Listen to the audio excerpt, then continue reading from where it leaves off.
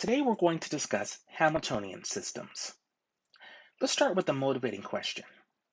Let's consider the system dx dt equals y and dy dt equals negative x. We claim that the solution to this is x of t is a constant a times cosine t minus a phase angle phi, and y of t equals negative a times sine of t minus a phase angle phi. Let's explain why this is true.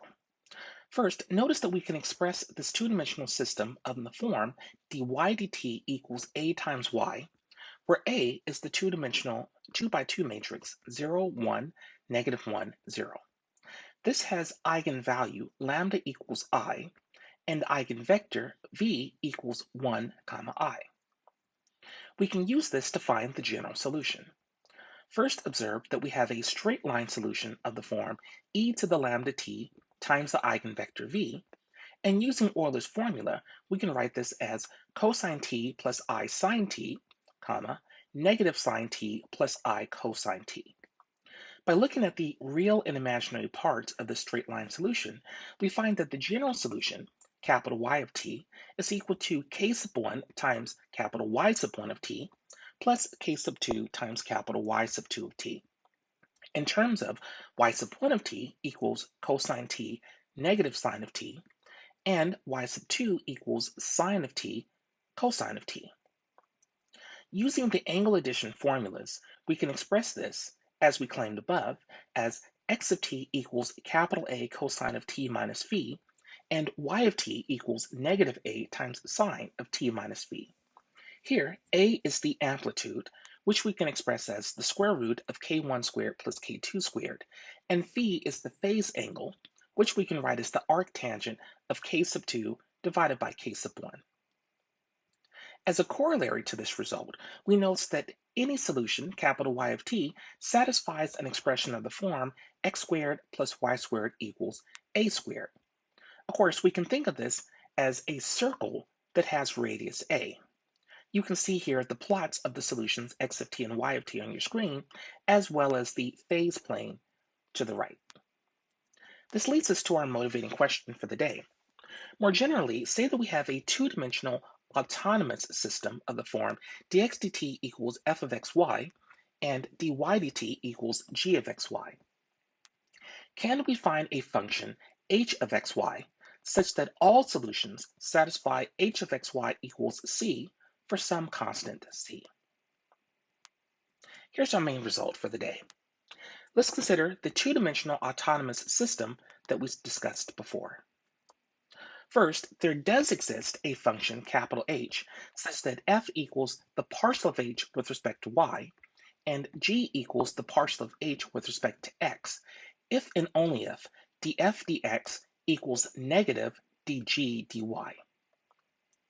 Second, all solutions, capital Y, must satisfy h of xy equals c for some constant c once we know that such a function h exists. And third, equilibrium points, capital Y sub 0, will either be saddles, nodes, or centers, but they will never be sinks, spiral sinks, sources, or spiral sources. We'll use this to give a couple of definitions. Such a system is called a Hamiltonian system, named after the Irish mathematician William Rowan Hamilton. The function h of xy is called the energy function. And curves of the form h of xy equals a constant c are called level curves. Simply put, they are plots of the solutions, capital Y of t, as we let t vary. We'll explain why this result is true.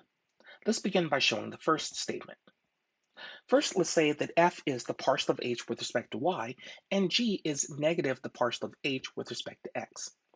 Then it's easy to see that df dx equals negative dg dy because both are equal to the second partial of h with respect to x and then with respect to y.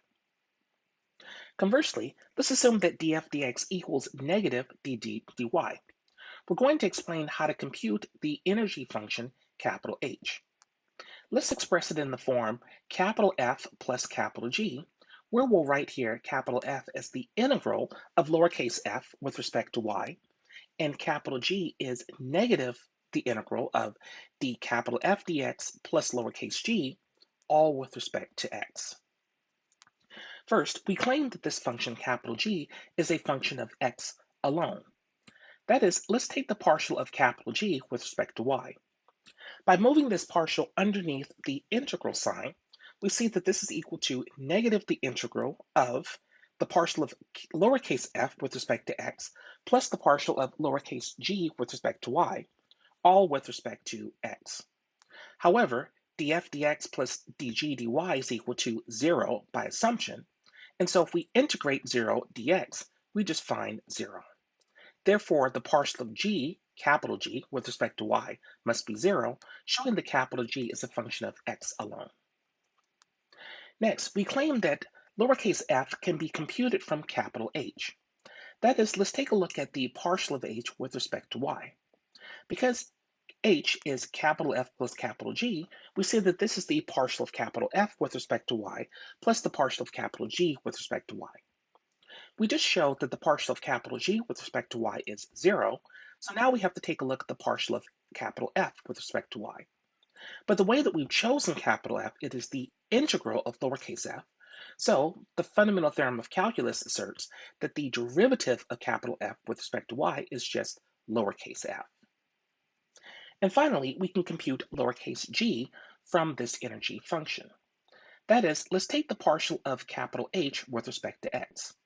Again, because h is capital F plus capital G, we can express this partial as the partial of capital F with respect to x plus the partial of capital G with respect to x.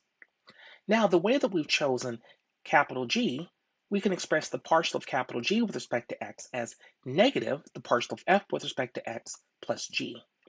Now the partial of capital F with respect to x cancels, and we see that this here is just equal to negative lowercase g. Now let's show the second of our three statements. Let's say that capital Y of t is a solution to our two-dimensional system, and let's denote capital C as h evaluated at x of t, comma, y of t. We find that the derivative dx dt is equal to the partial dh dy, and the derivative dy dt is equal to the partial negative dh dx. This means that the derivative dc dt must be the partial of h with respect to x times dx dt, plus the partial of h with respect to y times dy dt. Making the substitutions on the left-hand side of the screen, we see that dc dt must be 0, thereby showing that c is indeed a constant. Now let's show the third statement. We'll consider the linearization around an equilibrium point y sub 0. Recall that we can express this as a two-dimensional linear system in the form dy dt equals a times y, where capital A is the matrix lowercase a, lowercase b, lowercase c, and lowercase d. We know that we can express these four numbers in terms of the partials of the lowercase f and lowercase g, but using the substitutions now in terms of our energy function, we can write this in terms of second partials of capital H. The most important thing to notice here is that the trace, namely lowercase a plus lowercase d, must be 0. This means by looking at the classifications of our equilibrium points, we either have a saddle, that is the determinant is negative, a node, that is the determinant is 0, or a center, that is the determinant is positive. In particular, we never have sinks sources, spiral sinks, or spiral sources. Let's end today by going over a couple of examples. First, let's consider the following two-dimensional autonomous system. dx dt equals y, and dy dt equals x minus x squared. We can check that this is indeed a Hamiltonian system. If we let lowercase f be y, and lowercase g be x minus x squared, then we can verify that the partial of f with respect to x plus the partial of g with respect to y must be equal to 0. Indeed, the partial of f with respect to x is 0, and the partial of g with respect to y is also 0. Now, we'd like to compute an energy function, capital H. That is, lowercase f should be partial of h with respect to y, and lowercase g should be negative the partial of h with respect to x. We'll use the steps that we outlined in the proof earlier. First, let's denote capital F as the integral of lowercase f with respect to y. Since lowercase f is y, this integral should be 1/2 y squared. Second, we'll compute capital G. We first want to consider the partial of capital F with respect to x plus lowercase g. We see that this is simply x minus x squared. We can now integrate this function with respect to x. We find a negative 1/2 x squared plus 1/3 x cubed. And finally, we'll denote capital H as just capital F plus capital G. This is 1/2 y squared minus 1/2 x squared plus 1/3 x cubed. Finally, we'll verify that this really does satisfy the properties that we like. We can compute the partial of h with respect to x and find that this with respect to y, and find that this is y, which of course is just our function lowercase f. We can also compute negative the partial of h with respect to x, and find that this is equal to x minus x squared, which is simply our lowercase g. Putting everything in one place, we do find an energy function for our two-dimensional autonomous system. We can use this now to take a look at the level curves. Here on your screen, you see a couple of different plots. The one on the left gives information about the phase plane.